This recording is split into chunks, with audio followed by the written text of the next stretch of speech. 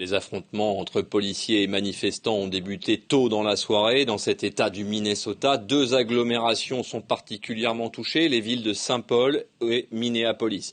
Au moment où nous parlons, ces deux villes, distantes d'à peine une vingtaine de kilomètres, sont donc en proie à des affrontements violents, vous l'avez rappelé, entre des membres de la communauté afro-américaine, bien sûr, mais pas seulement, et évidemment les forces de l'ordre.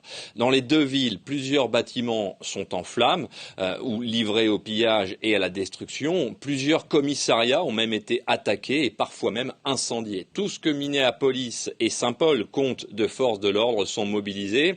Les unités anti-émeutes ont déjà fait usage de gaz lacrymogène pour tenter de disperser les manifestants, mais visiblement ces interventions n'ont pas suffi, voire ont aggravé la situation, puisque le gouverneur de l'État vient de décréter l'état d'urgence et même de réquisitionner la garde nationale. Le maire de la ville de Minneapolis et ses équipes ont déjà multiplié les appels au calme. Rappelons que Jacob Frey avait réagi rapidement après la mort de George Floyd, en exigeant le licenciement immédiat des 4 policiers qui ont procédé à son interpellation violente.